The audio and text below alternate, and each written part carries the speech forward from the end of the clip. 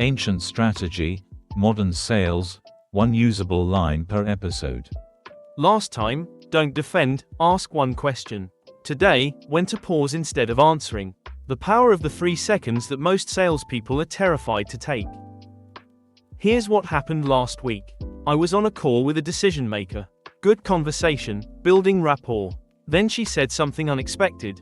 So, honestly, why should we go with you instead of just building this internally? The room went quiet. I could feel everyone waiting. How long did you wait before answering? 0 seconds. I jumped straight in, listed our advantages, our track record, the time they'd save. I gave a solid 90-second answer. Covered everything. By the end of this episode, you'll know why instant answers lose more deals than they win, and why a 3-second pause is the most persuasive move in sales. My old belief, speed of response shows competence. If you answer quickly, you seem knowledgeable, prepared, confident. If you pause, you seem uncertain, caught off guard, like you don't have the answer.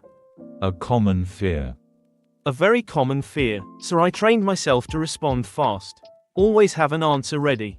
Never let silence linger. Fill every gap. And the faster I got, the more articulate I sounded, at least to myself. But something wasn't working. The prospects weren't buying. They weren't buying, and I couldn't figure out why. I had the right answers. I delivered them smoothly. I covered every objection before it formed. I was efficient, polished, and forgettable. Because you were answering the words, not reading the signal. Sun Tzu devoted an entire section to reading signals. In the chapter on the march, he described how to interpret the enemy's behavior by observing small signs. Hor Shi Yi Mu, observe with the eyes.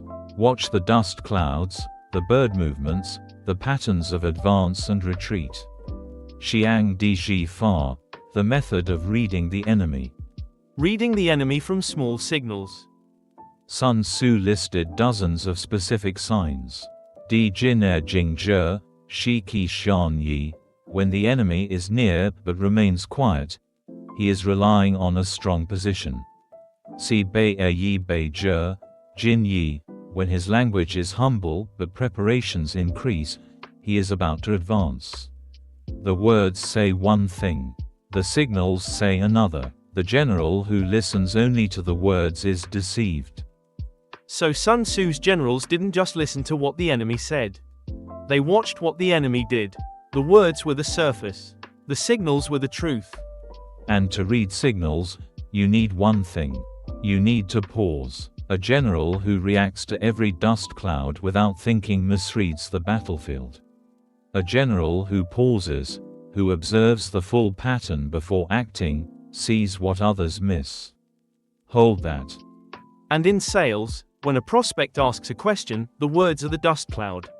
The signal is what's underneath. When the decision maker asked, "Why should we go with you instead of building internally?" the words were a competitive question. But the signal might have been different. Maybe she was testing your composure.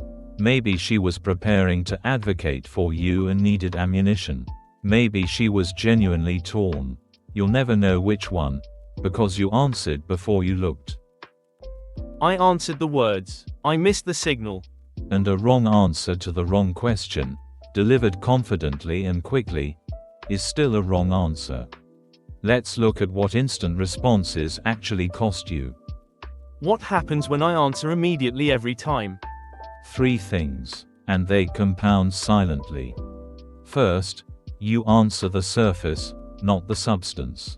Every loaded question has 2 layers. The words, what they asked, and the motive, why they asked it.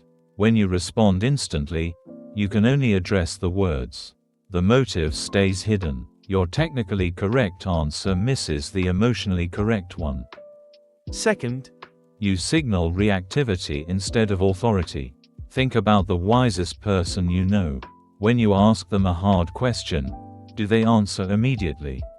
No, they pause. They consider. That pause communicates. I'm taking your question seriously. I'm not just reciting an answer I've given 100 times. Fast answers feel rehearsed. Paused answers feel thoughtful. And third, You miss the opportunity to let silence work for you. After a challenging question, silence creates space. In that space, the prospect often keeps talking. They clarify. They reveal what's really behind the question. I ask because my CFO keeps pushing the build versus buy conversation. Now you know the real audience. That information only surfaces in silence. So the pattern is, someone asks a loaded question. I feel the pressure to perform. I answer instantly. My answer is technically good but emotionally off. The prospect nods politely but doesn't feel understood. And I never learn what they were really asking. Because the fastest answer isn't the best answer. It's the most obvious answer. And obvious answers don't win deals. They just fill silence. Now, the move. The pause. 3 seconds. That's all it takes. When someone asks you a question that feels loaded, challenging, or unexpected, pause for 3 seconds before you open your mouth. Not 10 seconds. Not an awkward stare. Just 3 seconds of genuine thought. Pause. Read the signal. 3 words. 3 words you say to yourself in the moment. Not out loud. In the space between the question and your answer. Pause. Stop the automatic response. Read. Observe what's actually happening. The signal. What is this person really asking? Then respond. Not to the words. To the signal. But won't 3 seconds feel like an eternity? To you? Yes. To the room? No. 3 seconds of thoughtful silence reads as wisdom.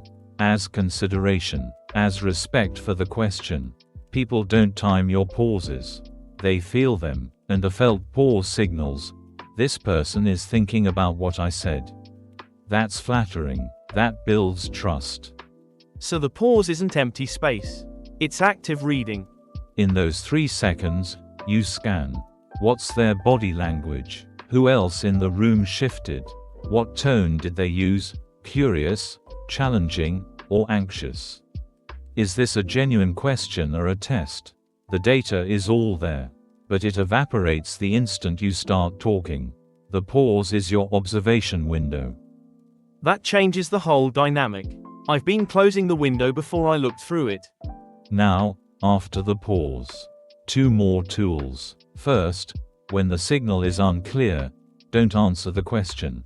Reflect it. That's an important question. Can you tell me more about what's driving it? You're not deflecting. You're deepening. The prospect hears. This person didn't just react. They want to understand. And their answer to your reflection gives you the real question. The one underneath the surface. And the second tool. When you do answer after the pause, lead with what you noticed, not what you know. I notice this seems to be an important concern for your team. Here's my honest take. You've shown that you read the room. That you're not just answering a question, you're responding to a situation. People who respond to situations are trusted. People who answer questions are vendors. 3 tools. Pause. Read the signal. What's driving the question? And, I notice this seems important to your team. All about seeing before speaking. Let's lock them in. Here's my takeaway. Instant answers are a reflex, not a strategy. They address words, not motives. They signal reactivity, not authority. And they close the observation window before you can read what's actually happening. 3 seconds of silence is the most persuasive move you can make. Keep going. Sun Tzu read battlefields through small signals, dust clouds, bird movements, patterns of behavior. He didn't react to the first sign. He paused. He observed the full picture. In sales, the prospect's question is the dust cloud. The signal underneath is the truth. Pause long enough to see it. The principle, pause. Read the signal. 3 seconds changes everything. Drill zone. Come back here before your next important call. A decision maker asks you a tough question. The room goes quiet. Your brain is already composing a response. What do? Pause. Read the signal. Again, like the answer is less important than understanding the question. Pause. Read the signal. Good. Now the reflection. That's an important question. Can you tell me more about what's driving it? And the read the room move. I notice this seems to be an important concern for your team. The sequence. Question arrives. Reset. Pause. Read the signal. Reflect. What's driving the question? Respond. I notice this seems important to your team. See the room, then speak. Reset, reflect, respond. This week's test. In your next meeting, when someone asks a question that triggers your instinct to answer fast, pause. Count to 3 in your head. Read the body language. Notice the tone. Then respond. And if the pause feels uncomfortable? Good. Discomfort means you're breaking the reflex. The first few pauses will feel like minutes. But watch the room. Nobody is bothered. In fact, they lean in. Because thoughtful silence is so rare in sales conversations that it becomes magnetic. You're the only person in the room who paused to think. That's memorable. Which tool should I try first? Whichever matches your week. A. Pause. Read the signal. B. Can you tell me more about what's driving that? Or C. I notice this seems important to your team. Drop your pick in the comments. I read every one. Can we hear those one more time? A. Pause. Read the signal. B. Can you tell me more about what's driving that? C. I notice this seems important to your team. What's next? The sentence that creates space. When a prospect feels boxed in and you need to give them room to breathe. Same calm tone. One usable line. Ancient strategy, modern sales, one usable line per episode.